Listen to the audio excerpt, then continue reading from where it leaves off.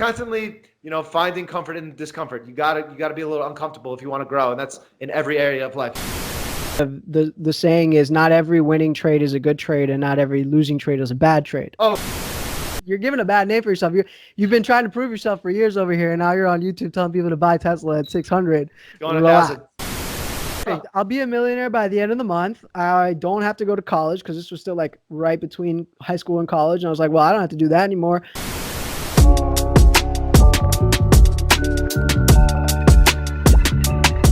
Ladies and gentlemen, welcome back. Shooting the shit. This is episode 6 or 7, huh? We're gonna call it 6.5. Okay.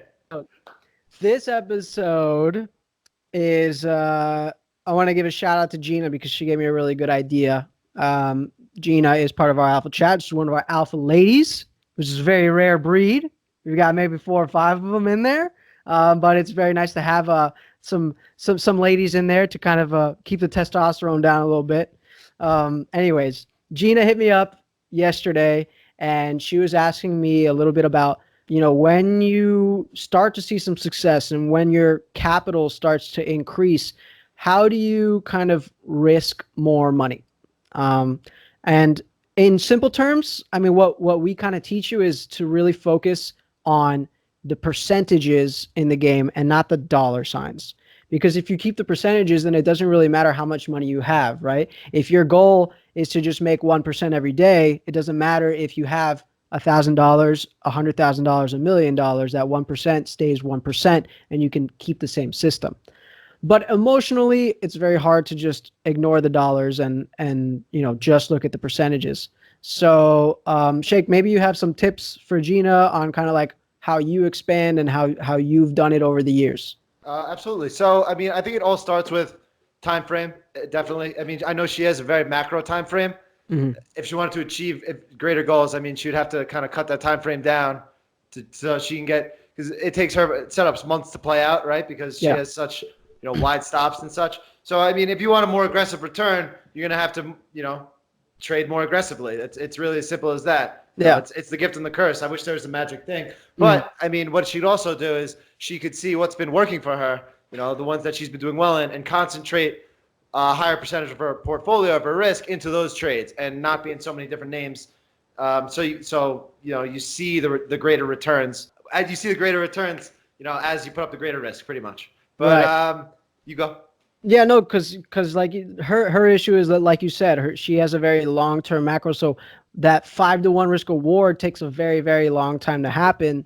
And she would like to, do these shorter swings, but emotionally she's very stuck. She's basically stuck at like she does not want to lose more than $200 on a trade. Okay. And I mean, she's got a pretty decent sized account, whatever, but $200 is still $200 to her, and she doesn't want to lose that. So, what I suggested to her, if anybody else has a similar kind of dilemma, is first of all, don't try to fix what's not broken, because she's doing well with those macro trades. Right. Sure, they're not hitting 5-to-1 right away, like you see a lot of the traders in Alpha Chat doing, but she's still doing very well, and that account is growing very nicely over time, and she's a lot less stressed, and she's not taking big losses in one day and those kinds of things. So you kind of have to like balance those things out. It's like, do you want to have those fluctuations, or do you want to have that steady increase? And she's doing well with the steady increase. What I told her is that she should just kind of allocate a small percentage of her total capital into those, shorter time swing trades that are just, quicker to get those 5-1 risk rewards, and just to test things out. Treat that corner like as if you were a new trader, and just take it really, really slowly. Go with very, very low risk, where maybe if you lose, you're only losing $100. If 200 is your limit right now, lose only $100, get comfortable doing it. Then you can start adding, because she has the capital to do so, but not the emotional strength to lose more than 200. It's time for some tough love, Gina. Time for some tough love. You got It's a game of risk reward. You have to look at your account as ammunition. You can't look at it as a dollar sign. You're never going to be able to grow your account, aggressively if you're not risking more than $200 as your account grows. You have to risk a percentage of your account. It's very difficult. It's not easy, and it's going to be emotional. That's what trading is. If you want to go, if you're comfortable with your gains and your your risk percentages and all that stuff, then fuck, keep doing what you're doing. I don't think she should change her trading style at all. She's doing what works for her. What she has to do is allocate larger amounts of money into setups if she wants a greater return. She shouldn't go to a smaller time frame because that doesn't work for her. She doesn't want to have those emotional swings. But what she has to do is look at her account as ammunition and that she's playing this game forever. And, you have to risk a percentage of your account on trades versus a dollar amount. Yeah. I mean, it's a big mental hurdle, and it's something I talk about often where every year one of my goals is to size up. It's very, very difficult. It's not easy, and it's something I work on every single year. But that is how you're going to grow. You have to take a bigger risk if you want a bigger reward. That's really the only thing she should do. She shouldn't look at different trades. She's doing what fucking works for her really well. She's still in Shopify. She's still in all these great names. Yeah. And she's riding the wave, and that's what she does well. She's so good at seeing the bigger picture and riding out the bigger time frames. Don't change that. Don't change your trading style. That's what's working for you. But you got to get over the $200 thing unless you're comfortable with your return. But if you want a bigger return, you're going to have to risk more. Risk it for the biscuit. That's that's the tough part about trading. It's like it's an emotional game. But if you go into something saying I'm only going to risk $200, but I want to make more money, I don't have a magic fucking potion to do that. You got to risk more. I wish I could do that too. I want to risk $200 and make 20 grand. That'd be nice. But, that's the nature of the beast that we're in. So what I try to do is take lessons out of every year, figure out what I'm getting better at, and focus more on allocating a larger percent of capital into those trades. And that's really all you can do. You can't. I don't think she should change her trading style or anything like that. She's killing it for what she does. Yeah. So sorry, risk more if you want a bigger return. Gina, you heard it here first. Just kind of up that risk percentage a little bit. Or don't, and just keep doing what you're doing if you're fine with the returns. But you can't have a mental block on the $200 thing because you want to double and triple your account and stuff like that, but you can't do it risking the same dollar amount. You're gonna have to risk 200, then 400, and 600. That's the nature of the beast. When I started out, I was risking $300 a trade. Now my favorite trade is 10K, whatever. Whatever. The number's not important, but it's because I was so focused. I'm so focused on sizing up every single year. Obviously, your account has to size up with you and grow. And you always want to be risking a percentage of your account when looking at trades. But she's got to get over the mental blockade that risk is, so bad. Is there like when you're sizing up every year, is there like a certain amount that you size up every year? No, it's more feel.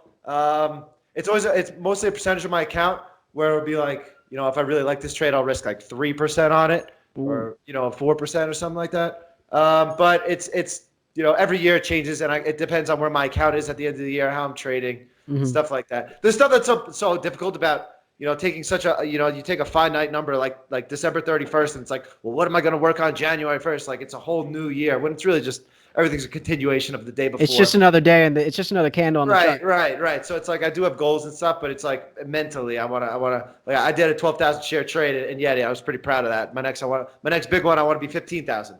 So it's like, it's just constantly. Yeti again. Constantly, fucking. Yeti. I'll never have that entry again. But it's constantly, finding comfort in discomfort. You gotta be a little uncomfortable if you want to grow, and that's in every area of life. If you want to grow, you gotta get uncomfortable. Same with trading. Yeah. And I mean, especially when you've been winning, it's like that you can win. It's not like in the beginning where maybe you're taking a lot more losses than wins, so now you're afraid to risk more because then that's silly. If you're losing, you should not be risking more. That doesn't make sense. Oh yeah. But if you're winning, that should build your confidence in knowing like, okay, even if I risk more, even if I crank it up a little bit and I lose, I know for a fact that I can come right back down to where I was and make all that money back. Maybe it'll take a little bit of time, but I know it'll happen.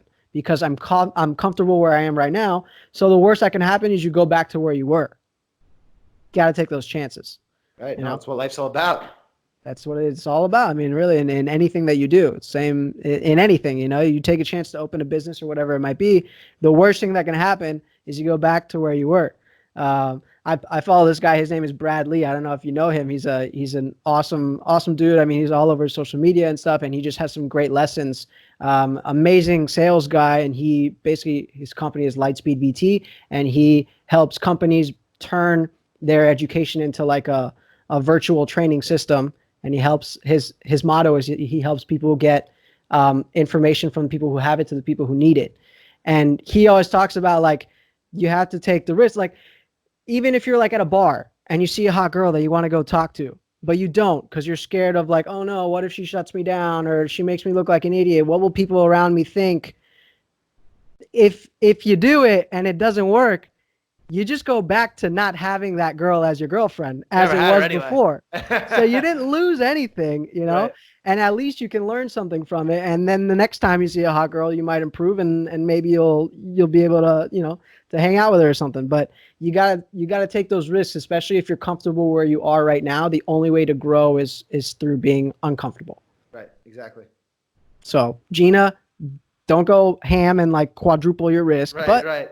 take a little bit, add a little bit more, and then just take it baby steps. Everybody wants to make more money, that's for sure. And Gina's been doing an amazing job, and she just needs to keep doing that and just slowly building it up. Yeah. Gotta get over the mental blockade. Absolutely. Um, what else? What else is going on?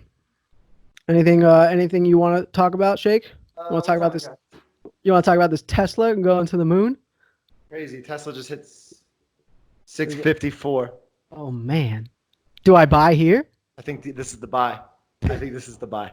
No, guys, don't buy. Please do not buy up here. Buy. Fuck it. Yo, no, you're giving a bad name for yourself. You've been trying to prove yourself for years over here, and now you're on YouTube telling people to buy Tesla at 600. Going 1,000. Short squeeze. Yeah. No, that's a beautiful trade. That's another one that, like, if you're in it from the proper entry and you're in at like 300 or even less. We have some members, KG, he's in there from like 195. Yeah, he literally bought it at the low of back in like November, even before that, and has just stuck to it. And now he's just hanging in there. It's so funny. Oh, go on. No, go. What's up? It's so funny because I remember I was looking at the chart of when he bought it, and it's like I completely have the macro view because he bought it not the first day of the rebound, like just looking at prices. He bought it the second day of the rebound, and like the stock completely sold off like all day after that. I just wouldn't have held that stock. I was like, oh my god, this fucking thing's in a massive downtrend. And then some news gapped up and went or whatever. It's just funny looking at the time frame things and not looking at every daily candle and focusing on weekly charts and things like that. Expanding your time frame, you're going to catch bigger moves. Yeah. And there's a little bit of luck sprinkled in there too, because if you do that kind of method every time, you're not going to catch a 195 to 600 move. Like that's like, 1 in a million. It's a very good trade, but you also can't get used to making trades like that just because it's not going to be a Tesla every single time. Right. Most of the time it's not. But you never know. Got to hold some. Got to hold a runner. Right. Yeah. Hold your winners and let it ride. I mean, that thing is just, I've never seen anything like it. I mean, I haven't been in the market as long as you have. Have you seen anything like that before? I mean, we had a few pharmaceutical stocks like ICPT that went from like 20 to like 400 overnight a few years ago and things like that. But not such a story stock like Tesla. Yeah, exactly. It's like it's a real, it's a real brand that you see all over the place, and I've never seen something like that. I've seen it in like some stupid penny stocks and stuff like that you've never heard of. Sure, it'll do things like that, but a huge name like this that's all over that everyone knows what Tesla is. Right. It's really crazy to see.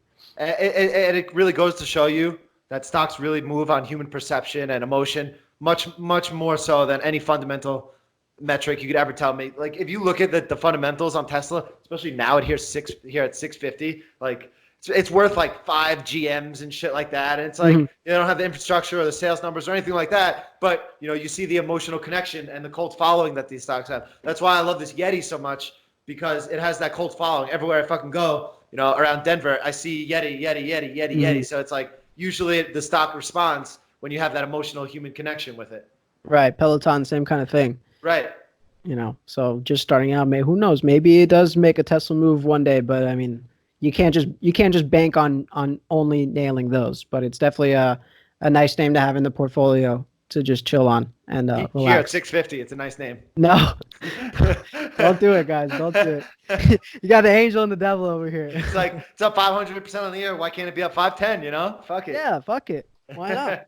Just make a little 10% off it. I mean, you're risking 400%, but who cares? It doesn't matter. When I was day trading back in the day, I was so proud of myself. I realized it was the worst trade ever. Under Armour had this news and it was up $10, and I bought this little flag and I made $1 on it, and we were all so proud of that, like making $1 while it was up 10. But really, it was just like that was the worst like fundamentally trading, like mental, like how should I ever even type up that stock to be Right. up $10 and now is the time to buy it and then make $1 and it's like a Mhm. good trade.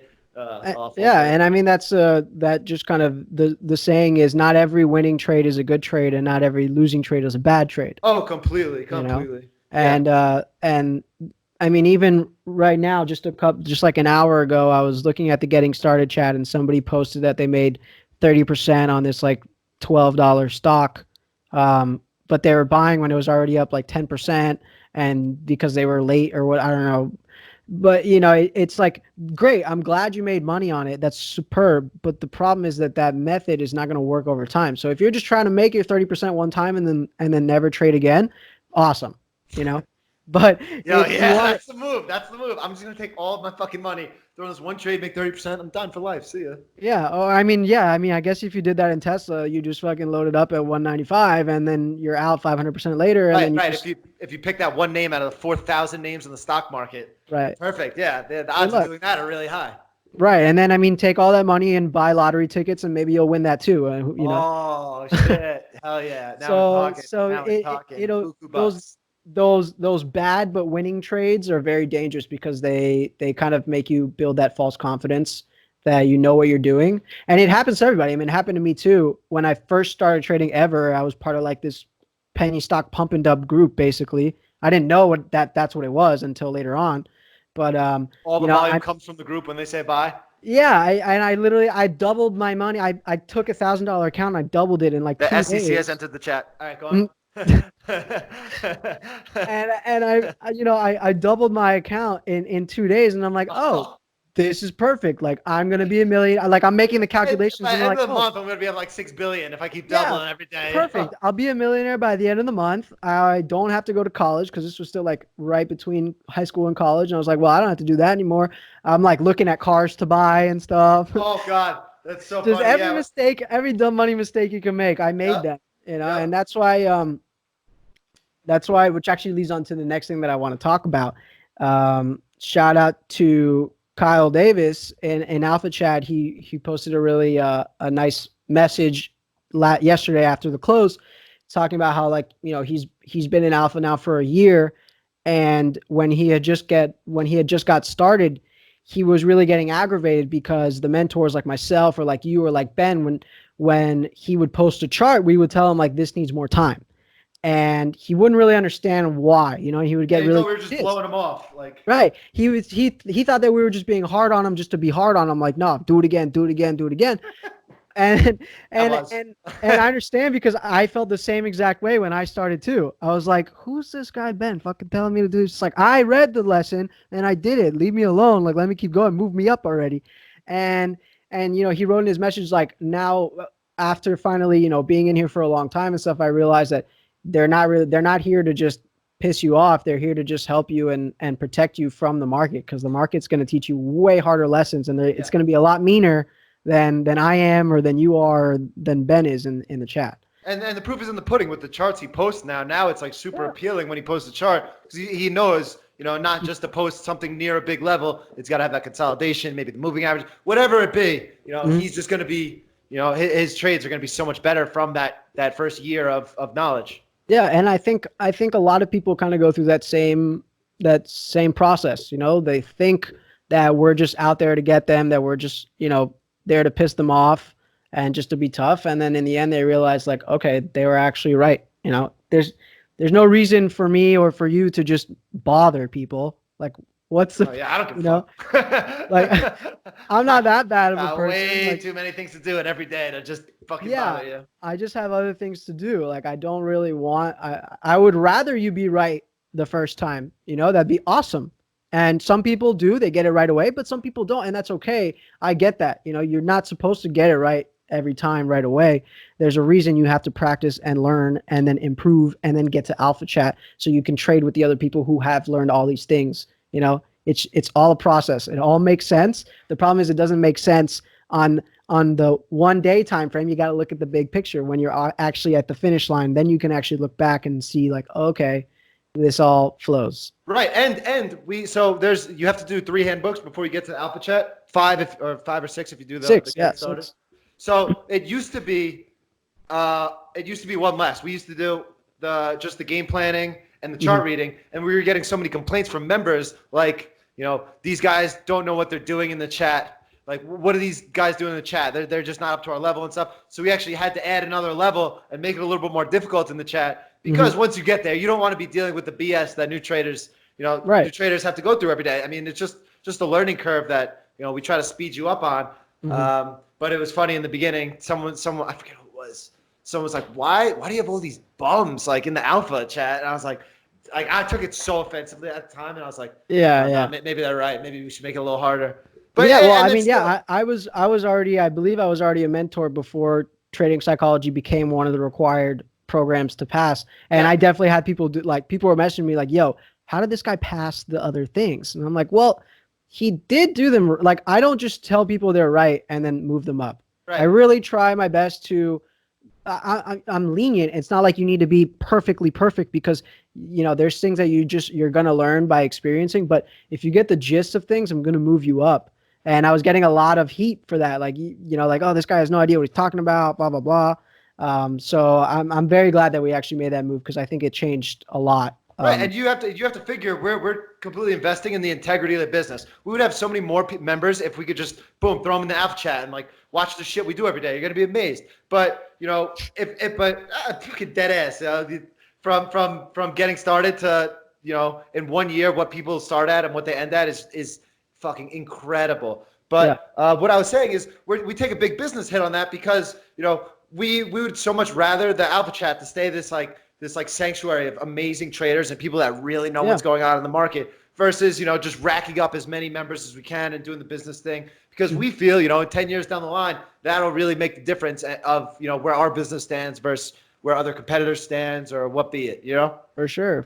And that's why also the first 3 programs are completely free for a reason, because you don't want to start charging people to do something that they don't really know about. I mean, that just doesn't make sense to do that, and so we can take the hit of not having somebody buy right away and just learn and really find out if this is something that you want to do, whether you don't know anything about the market or you just came from a completely different background and you want to learn something different. You go through the free stuff to just figure out get at least a gist of what we do. You're only scratching the surface with the free stuff. You really are. I've had several people actually recently, people that finish semi-smart, and I'm like, all right, are you ready to sign up and like keep learning? And they're like, no, I think I've learned enough. I'm going to go trade now. And I'm like, I'm like, think, kid? Yeah, good like, luck. You can't, like, I'm not going to tell them they not to do that. I'm like, I tell them, you're only scratching the surface. Like I said before, you really have to go more in depth. There's so much more to learn. It's like getting a personal trainer that first one day, where they just like train you and they measure your muscles and stuff. And then they're like, okay, I'm good. I got my training. Now I can just go do it by myself. It's like, that's not going to work. You're not going to get jacked doing that. You can go to the gym by yourself, but with a trainer, you're going to work way harder. You're going to get pushed harder. You're going to see a lot more results. And that's in anything in life. You're way better off learning from people who have more experience than you.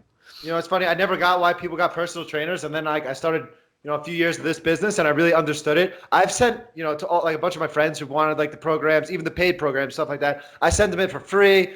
You never hear back from those people. Never, no. The people who get it for free, they never do a thing with it. People who got to drop that credit card for, if it's $1, they're going to put so much more work in. It's really funny, the human psychology of it, where it's like, I can give you all this shit for free that people are paying X amount monthly for, but until you pay for it, you're not going to appreciate it. Yeah, no, and I mean, even the life lesson there.